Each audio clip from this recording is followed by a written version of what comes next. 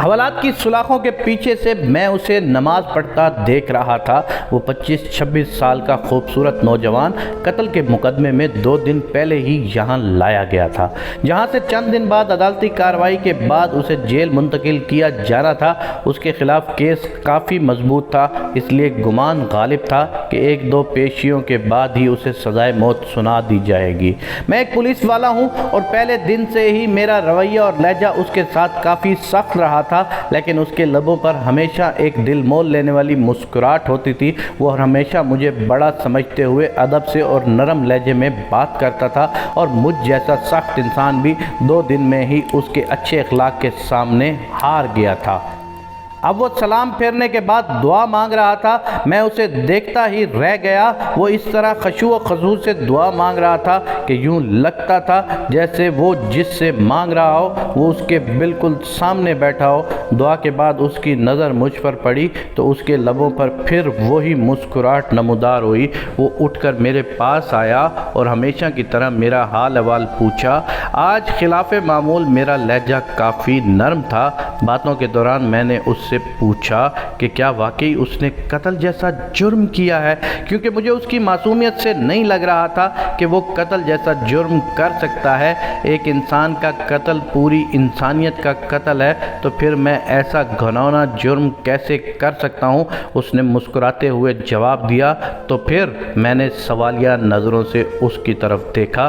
جب اللہ اس دنیا میں کسی کو اختیارات دیتا ہے نا، تو اکثر لوگ بھول جاتے ہیں کہ یہ اختیارات اللہ کی طرف سے امانت ہیں۔ وہ ان سب کو اپنا کمال اور حق سمجھ بیٹھتے ہیں۔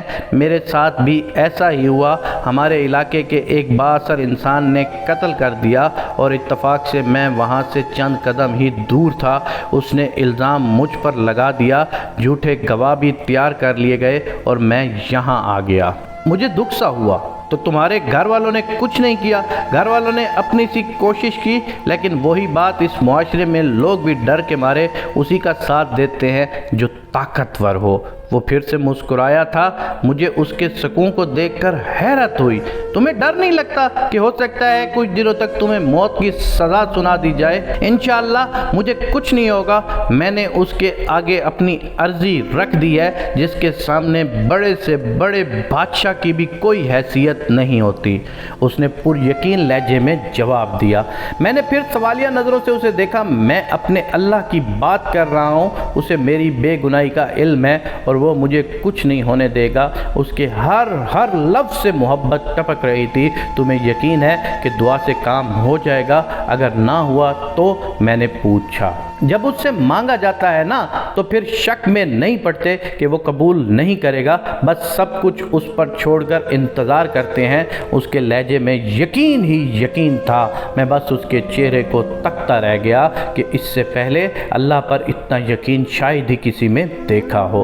3 دن مزید گزر گئے۔ اس دوران اس کے گھر والے بھی اس سے ملنے آئے تھے۔ وہ اپنے والدین کا اکلوتا بیٹا تھا۔ ماں کا رو رو کر برا حال تھا، لیکن اس کے سکون میں کوئی کمی نہیں آئی تھی۔ وہ مسلسل سمجھاتا رہا کہ میں نے اللہ کے سامنے عرضی رکھ دی ہے، اسے پتا ہے میں بے گناہ ہوں، دیکھ لیجئے گا وہ مجھے کچھ نہیں ہونے دے گا۔ میں نے اللہ پر اتنا یقین اس سے پہلے صرف پڑھا ہی تھا، لیکن کبھی دیکھا نہیں تھا۔ میرے دل میں اب اس کے لیے عقیدت کے جذبات پیدا ہونا شروع ہو گئے تھے۔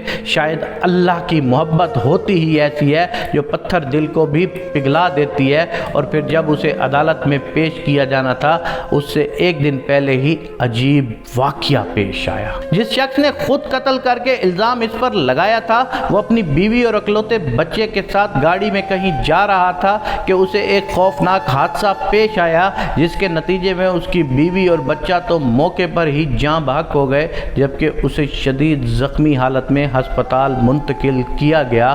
کافی گھنٹوں بعد ہوش میں آنے کے بعد اسے بیوی اور بچے کے مرنے کی خبر ملی تو اس کی حالت اور بگڑ گئی۔ اسی جان کنی کے عالم میں اسے کچھ یاد آیا۔ اس نے چیخ کر قریب موجود ڈاکٹر کو اس کی ویڈیو بنانے کا کہا۔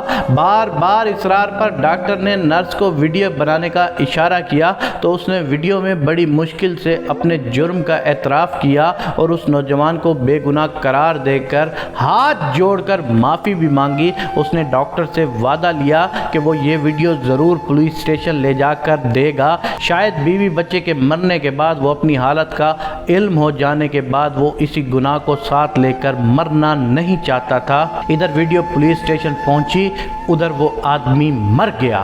آج عدالت میں اس کی پیشی تھی۔ عدالت کے سامنے اس کی بے گناہی کا ناقابل تردید ثبوت ویڈیو کی شکل میں موجود تھا، لہٰذا اسے باعزت بری کر دیا گیا۔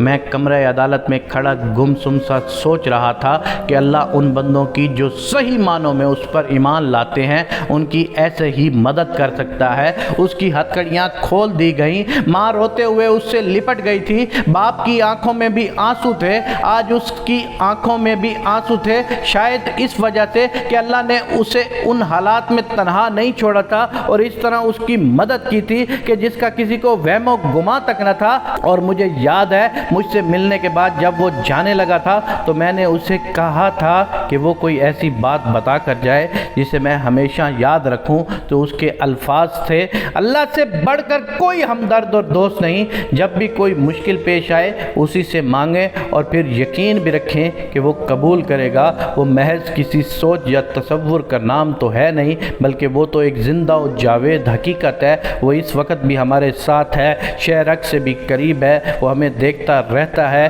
کہ مشکل میں ہمارا رد عمل کیا ہوگا، اور جو اس سے مانگ کر شک میں نہیں پڑتے اللہ بھی انہیں کبھی تنہا نہیں چھوڑتا، ایسے طریقوں سے اس کی مدد کرتا ہے کہ عقل حیران رہ جاتی ہے۔ وہ اب واپس جا رہا تھا اور مجھے یوں محسوس ہو رہا تھا جیسے میں آج ہی مسلمان ہوا ہوں، یا جیسے میں نے آج اپنے اللہ کو پا لیا۔